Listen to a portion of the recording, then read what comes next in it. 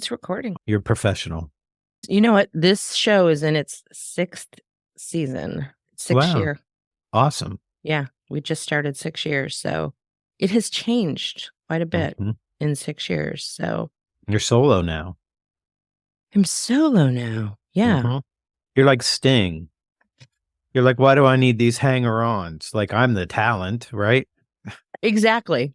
It's so funny. I like collaborating with people. It's my Mhm. improv nature, so I liked having a co-host for that purpose, Yeah. but I've also learned that having guests fulfills that.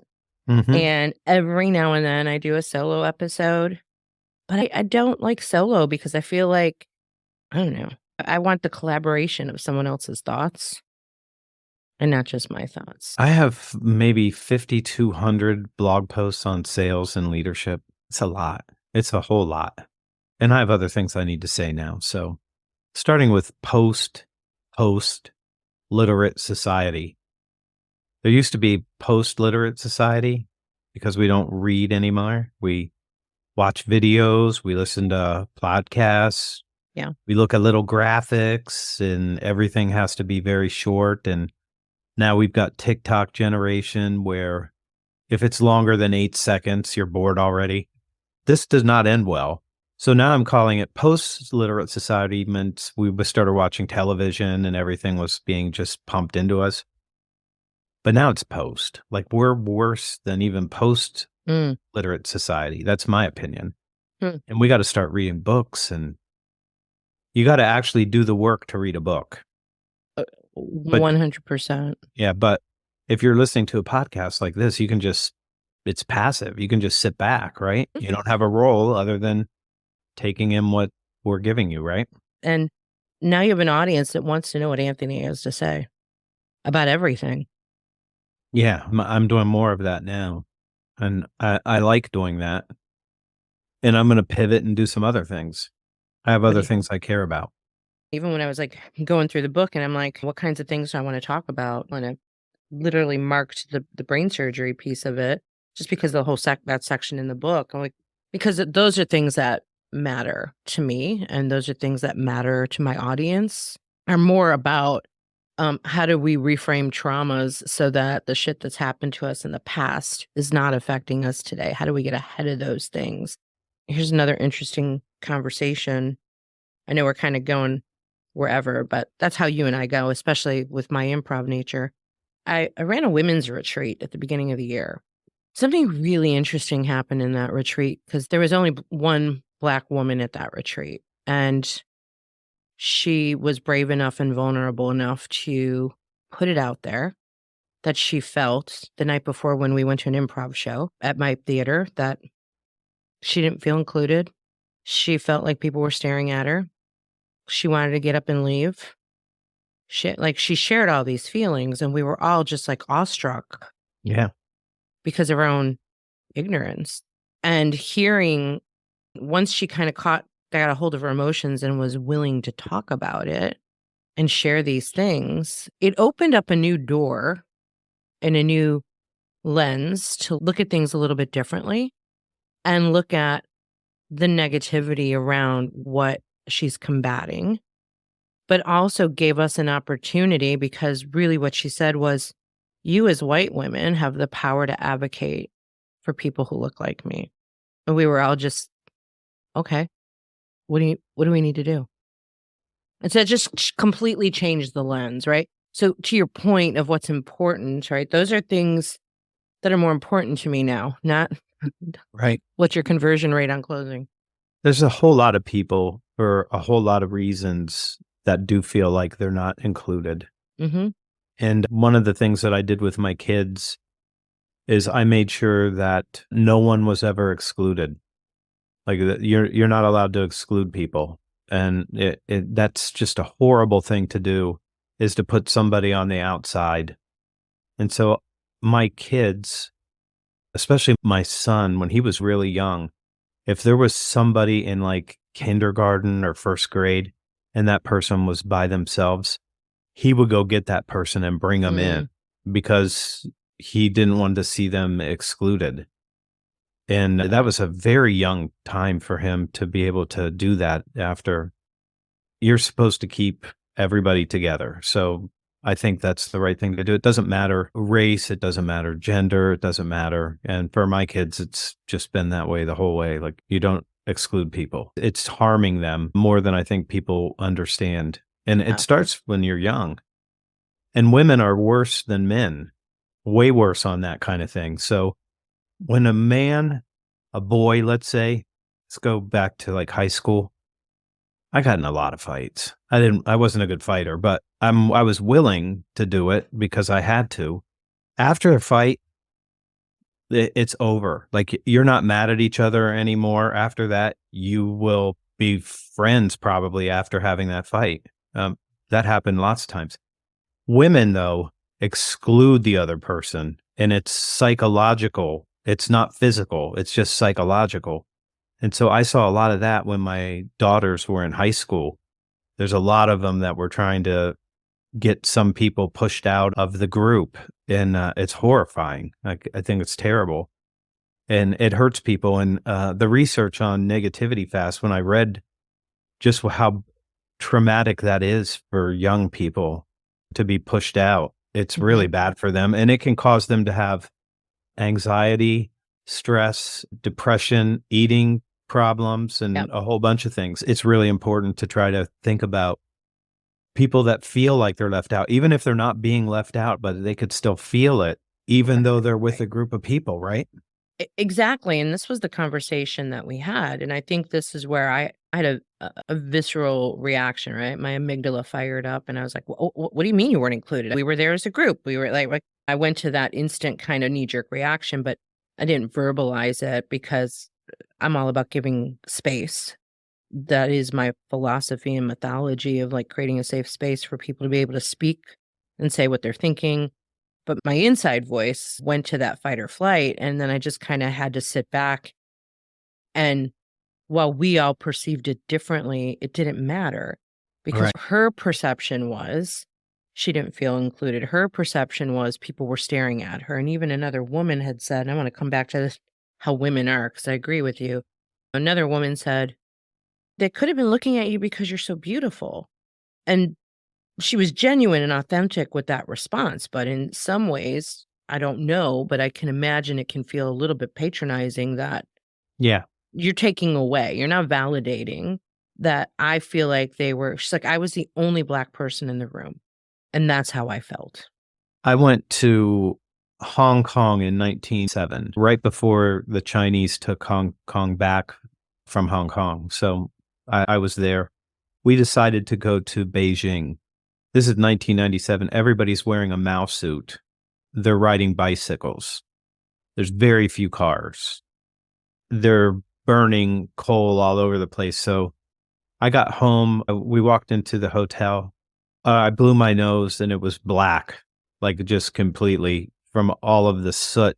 And my all my clothes were covered with soot from walking through Beijing.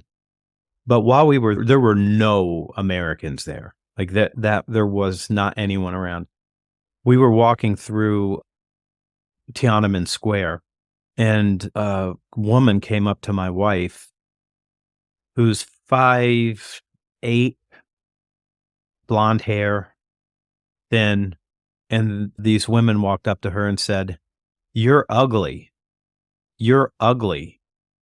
You are an ugly person." I was just like, "What?" Like, it's so weird, but she's, like, the only person that looks like her there, and it was odd. It was very odd to have somebody come up and say something like that. They had enough English to be able to do that. What's the response to something like that? Like, she felt something about it, and I'm like, "They're all short, they all have dark hair, they all look exactly alike, and then you look so different that they had something to say about it." It was just very odd. Well, she looked like an alien Yeah, to them, yeah, to and them, there's not which a lot of Americans there at that particular time, so yeah. and then feeling like that's your feelings and perceptions of being in that place of not being Where nobody looks like included. you. Yeah, where nobody li and that was the discussion we had. right? It's Yeah.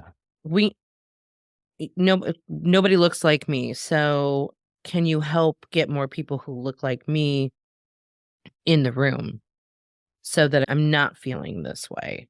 And so Yeah. just the validating, that's where she was coming from, but it awakened something in me to truly pay more attention to it, of who in this room looks different and could possibly not feel included. On Twitter, maybe last week, Elon Musk was complaining about DEI, and he was saying you have to get the right people. And he's arguing with Mark Cuban. So these two guys are arguing about this, and they're still kind of arguing about it on Twitter right now. I saw something from Mark Cuban today, and I've been in staffing for Yeah. 37 years. That's a long time. Mhm. When my mom and her partner started the business, that was the first time I ever met an out of the closet gay man. His name was Kay. Nobody had anything to say about Kay at all. Like nobody. Like it was safe. Mostly women in staffing. Fine. All the diversities that you can imagine.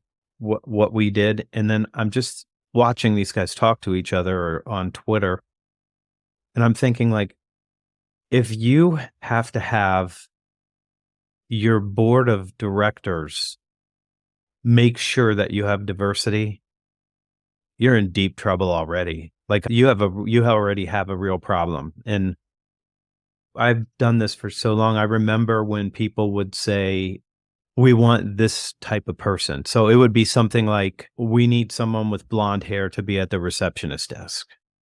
And that was racial. When they say that, that's a racial thing that they're saying. They want somebody with blonde hair. We would refuse that every single time. Like there's no, Good for we don't you. do that. And probably we have maybe in the family business, maybe 2,500 people working, and probably 70% is not Caucasian. So yeah, it's a whole lot of people. And we have every kind of person that you can think of working. And it's changed in Columbus, Ohio. I can tell you it's changed where it used to be like must speak English. Now it's like we have so many immigrants here that there's one company that the company has that they have 34 different languages being spoken on Wow. their floor right now. So everything from, let's say, Asia, Africa, South America, Central America, everywhere. And nobody says anything anymore. Like it's all fine. Like there's nobody that's asking not to have people that speak Spanish. Instead, they're like, can you get us a Spanish supervisor so we can communicate with them? It's changed so much Mhm. from earlier days And where and it yet was, there's still, I feel like, is a lot of work to be done on it. yeah, but if the board has to bribe you with bonuses for doing that, then I think Oh, you're already broken. Like you're yeah. already broken. Yeah. Like you should have already been hiring diversity Right. because that person came in and they had the skill set and you didn't hire them, then that's a different thing altogether, I Yeah. think. So I know this really well because I've done it since I Yeah. was maybe 18 or something. Yeah. You've seen it all. Yeah, it's better now. It's gotten a lot better. There's nobody says anything about anything like that now. It's at least here. Yeah. Other Yeah. places it might be different, but what I know is that here it's just we're we have a whole bunch of we've got people from Somalia, Ghana, we've got Haitians, we've got all kinds of people working in that business. And they all we do is get compliments. Like these people that have come in, they work like they need to work. Yeah, they're very good workers and people like them and they have a nice community. It's better than it was in the past, I can tell you that. Yeah. But there's still work to do. Yeah. I think there's still, I'm often, sometimes, often or sometimes surprised by just certain reactions to how people do things in acquiring talent.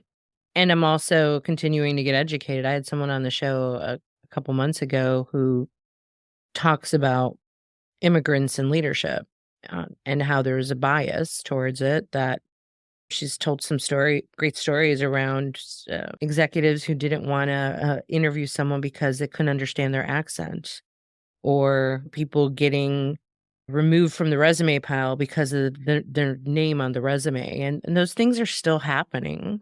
Or who do you prefer to work with in training? Do you want to work with a female or do you want to work with a male?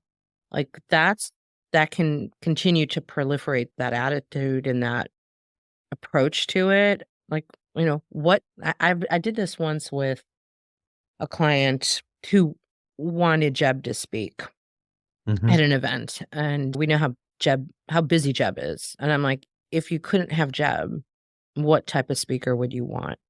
Like, what would that look like? Like, describe." Like, I didn't wanna lead it with. Now, I did eventually get down to that because I felt like culturally, it could have been an issue between a male and a female because it was a different culture, a different country, and it could have been an issue. But I waited to open that door. I first wanted the client to talk about the style that they were looking for. And I said, "If you couldn't have Jeb, would you be open to someone else?" "Well, yeah, we would. We'd wanna know who it is." And I'm like, "Well, what is it that you like about Jeb?" "Well, that he's direct, he's to the point." He went through all those things, and I said, "Okay, so if we had another trainer that was like," and I waited a while before I asked that question but I thought in that situation, it was an important question to ask. And I was so happy to hear he's like, "It doesn't matter." And that's good. Yeah. Part of me felt bad to make an assumption that maybe it would be a problem, but I also wanted to be culturally sensitive that it could be a problem. And so how do you walk that tightrope? I've had a number of clients that have had a whole bunch of us. And I've a couple years ago, I said, "I'm only gonna introduce you to a woman. Like, you have no women speakers. You've had a whole bunch of us there. I'm gonna give you an introduction, and I'm really gonna suggest that you actually just hire this person to do this. Like, you need to bring a woman in and let them have the stage." And they did that, and they loved it, and they were like, "That was great. That was a very good." Yeah, because 'cause I'm like, "Everybody looks like me." Well, I'm happy you bring that up because that is something that I'm really pivoting and doubling down on of is having that conversation, just like the my black friend who said, "Can you white women advocate?" And at the same time, us white women are saying to the white men, "Can you advocate for us, white women, and bring us along?" Or for all women, let's just leave it at that. Doesn't have to be white women, but how do we continue to lift each other up? And we continue to see this, especially as speakers. There have been a couple NSA events where you see the promotional ad and like everybody in the ad is a white man, and you're like, could we mix it up just a little bit? It's like, They're how do pretty we diverse. There's more. You might not have seen a good picture, but there's a lot. I've been to a couple of their things. They've had a lot of diversity. They have a lot of women there. yeah. Yeah. Well, I'm talking more like more localized, Oh, yeah. more regional, not on a national perspective. So it's just how do we continue to advocate and pull people up? There's a lot of people who have been doing this for a long time. There's a whole bunch of men that had decided that they're not going to speak if there's not women and diversity on the stage. That's awesome. Yeah. That's been going on for a long time now. We'll keep doing that. We appreciate it. Yeah, you don't need the same thing over and over again anyway. You need other perspectives. Yeah, 100%. Someone else who makes you think a little bit differently. Yeah.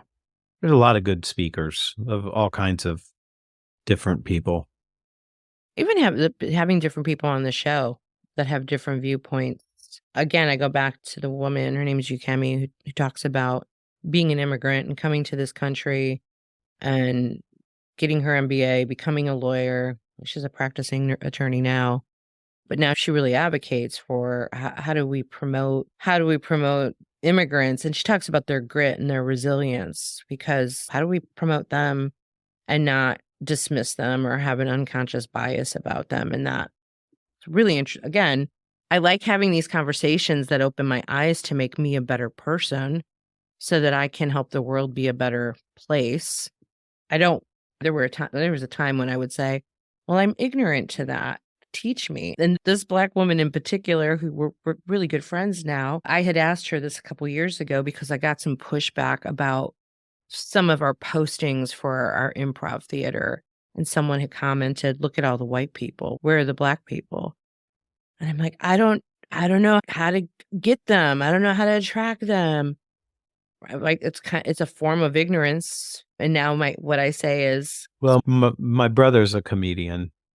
yeah, oh yeah, Yeah, so yeah, he's I don't think I knew going to that. Japan right now to do comedy there for a couple days. Then he's going to go to Thailand, and then he's going somewhere else on the way back. Oh, that's I don't know. He's awesome. got a whole bunch of things he's got to do. What they did was they started doing training things like where you can come in and learn how to do improv. Mhm. Yeah. Well, And that's how they got some of the diversity. That's how they got more women in their improv group. And it's how they got more diversity in there. It's just bringing them well, in and then yeah. We've been doing classes for 16 years. Yeah, 16 years. And that's where we start because we turn students into performers. right, And the struggle is at the class level of getting the diversity. And I was part of a diversity council locally. And that was the question I asked. And I kind of got crickets. Like nobody answered me. And so then when I went to my friend and told her this, she said, "You didn't get answers because they didn't have answers. mm, They don't know how to tell you it because we've been struggling with this for a long time." So that was an eye opener. So I think the point is it takes more thoughtfulness. Now, maybe your brother had a little more success. I don't know. Where does he live? Columbus, Ohio. Okay. So you might, I don't want to necessarily compare, but I live in the South. So it's been a challenge trying to but you have to like think deeper. Like, how do I go out there and actively recruit is really what needs to happen. So I need to actively recruit. I can't just say we're open to it. I can't just open the doors and say and hope that they're gonna sign up. I have to go find them. Right. That's right. When I It's a was in law proactive school, approach. the law school had a really tough time getting African Americans into law school. And they worked really hard to go and recruit people that were going to maybe be a doctor or something else. And they went out and tried to find the people and brought them in, which was the right thing for them to do. Yeah, And if they hadn't have done it proactively like that, it wouldn't have happened. And they actually had to work really hard to go do that, and they did that. They went into the community, and they found people who were interested, and they brought them in, and that's what they had to do to be able to do it. It wasn't easy.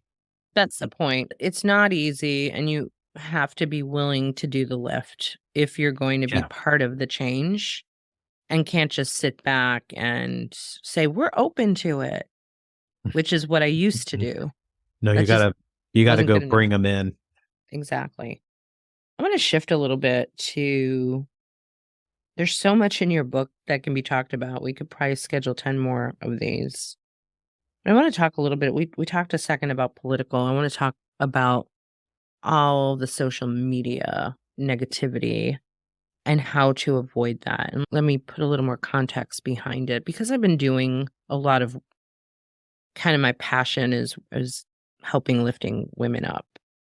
And one thing that comes up so much is imposter syndrome and confidence issues.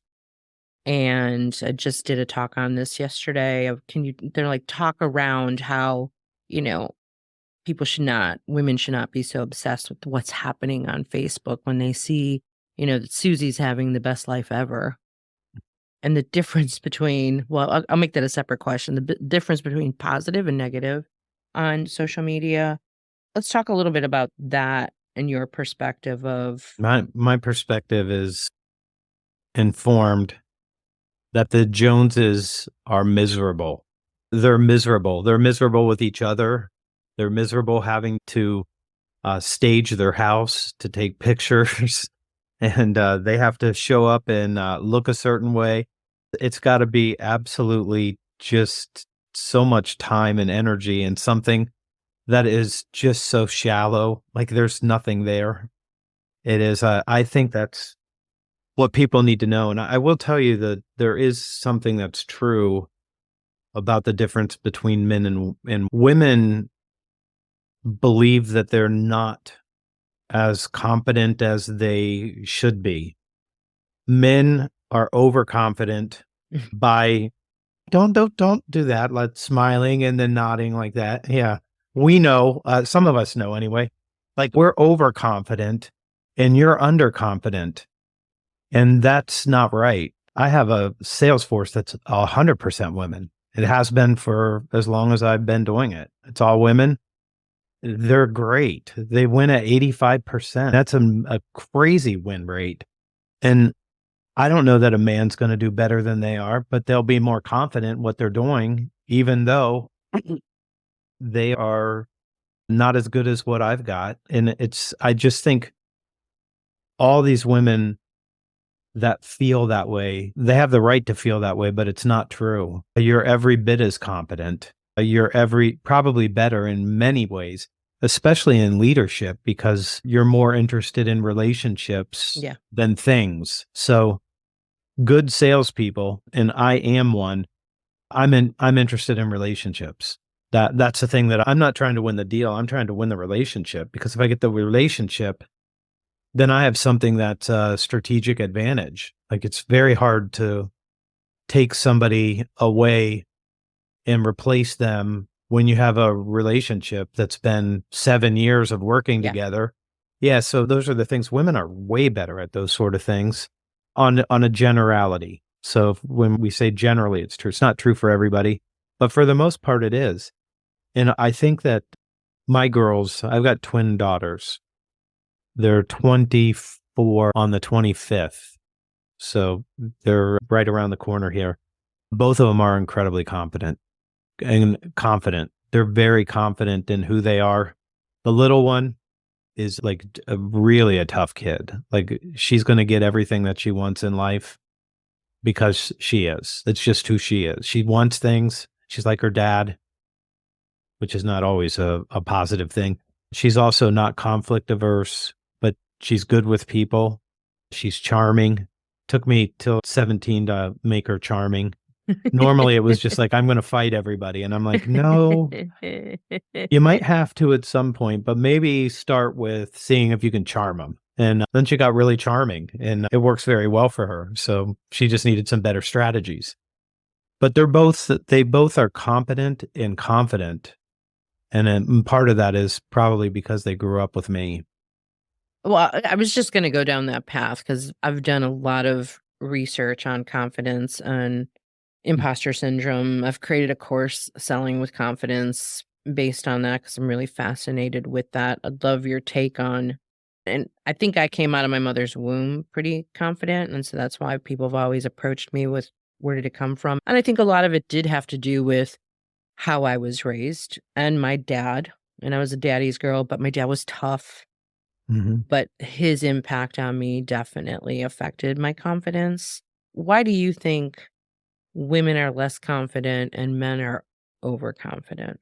I think that this is something that it's been that way for so long that men have had so much of a dominant role, especially in business. But I grew up with a single mom who grew up under a single mom. I had a father who left when I was 6, and he had a single mom, never married to his dad. And so I think a lot of this is, for a long time, business was men for a very long time. Yeah, Like I keep go forgetting that. Yeah, for a long time, it's been that way until we had birth control and things like that. When we didn't have those sort of things, it's harder for women. And it's hard for women when they have kids too. So it's hard. And I think that's part of this, is that you have another role. Even if you're working in business, you have another role when you get home as a woman that a man doesn't necessarily have.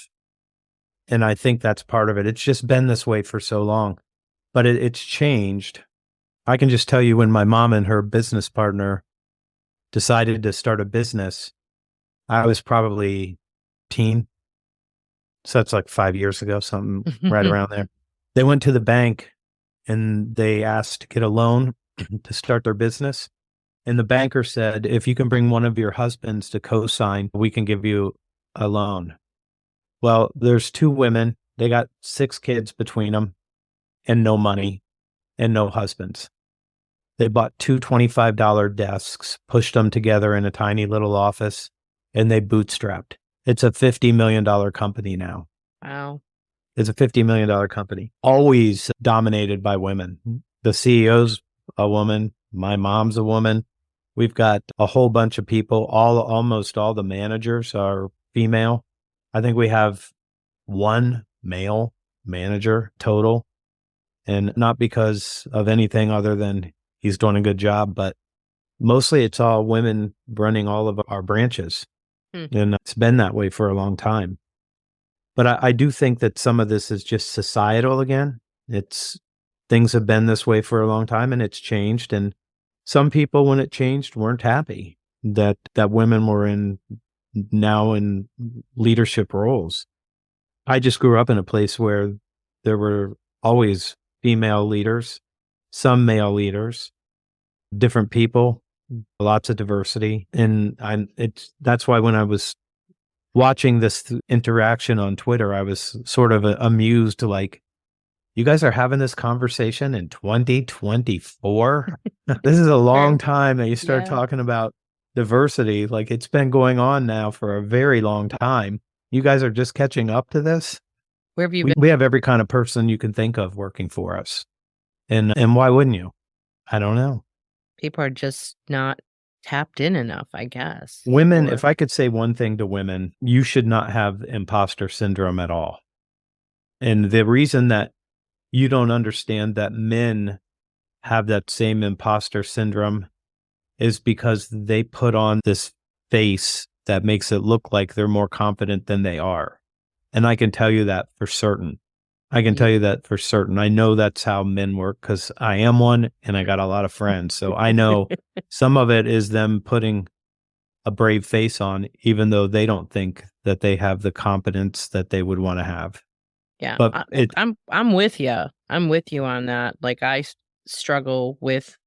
No, I don't struggle with understanding it. I understand how women can have it, and some men can have it. Jeff Bajorg and I have talked about this as well.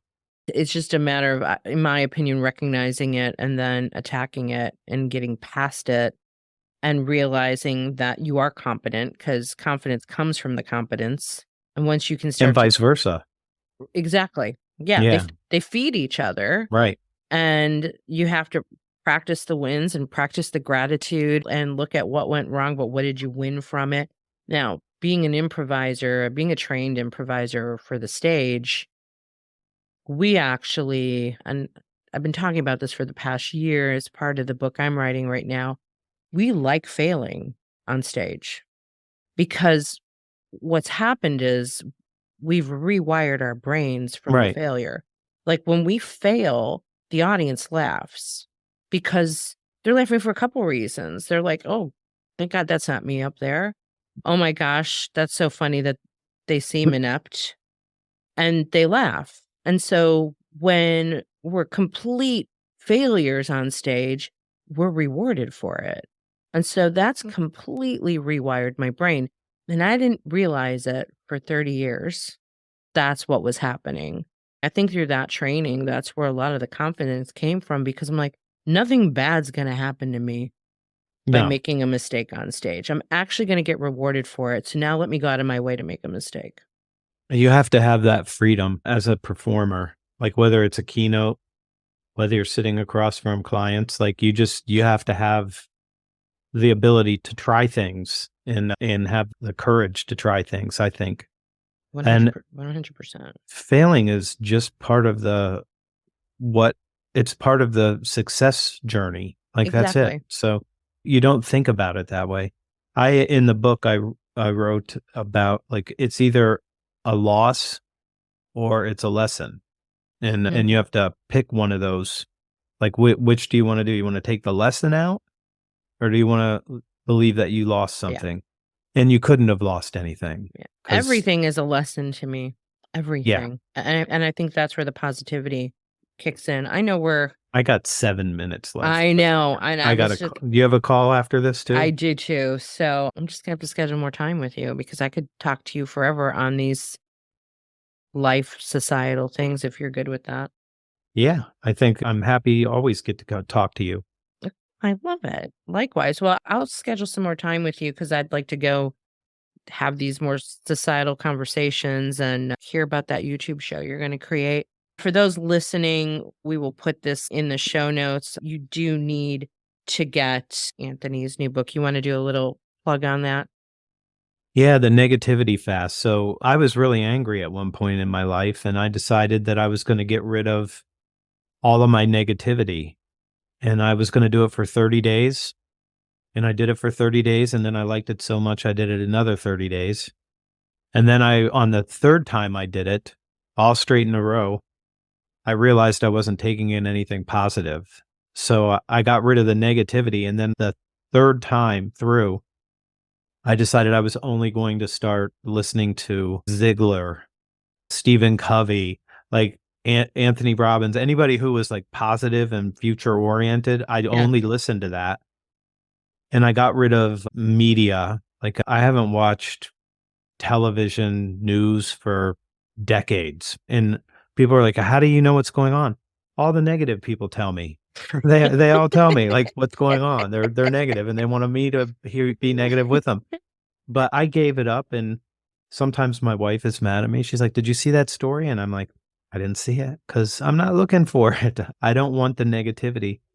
The cable news channels will just feed you fear and make you think that the Yeah. people around you are your enemies, and I will not take any of that in. It's poison, and I don't wanna digest poison on a daily basis. I don't think it's a good thing. I'll read The Economist because they're not trying to divide America like all the media companies here are trying to do that. And it's not very good for us. So you didn't read the political part, but I'll give you the gist of it. Just be post political, like just be past it. Your life is 4,108 weeks and if on average. If you wanna have a really good time, like, just drop all that stuff and just focus on the things that you care about and don't spend a whole bunch of time on things that you can't do anything about. And just be post-political. Vote, maybe before November, like, read some things, decide who you wanna vote for, what things that you need to do, and then after that, make your vote and leave it alone for a couple more years, right? Yeah. Yeah. It's easy. Excellent point. Well, thank you as always. It is always a great conversation with you. For our listeners, thanks for listening. We will put in the show notes a link to the negativity fast so you can pick up a copy of that and At stay. 50% off until Ooh, January 31st. So it's a $28 book, or you can get it for 14 bucks. there you go. Where should they go for that? Should they go to your site or to Amazon? Amazon or Barnes& and Noble, each one of them did that. We were like one of the top 30 books for 2024 for business people, and so that's how we got Fantastic. that. Yeah, Awesome. and Well, we have thank you. Audible finally. Oh, I've got it on Audible and I've got it on Kindle. Oh, thank you. Now I need an autographed hard copy. Send me I your will. address, it'll be on its way. Fantastic. Thank you so much. Good to see you, Good and to let's see do it you. again. Okay. See you soon.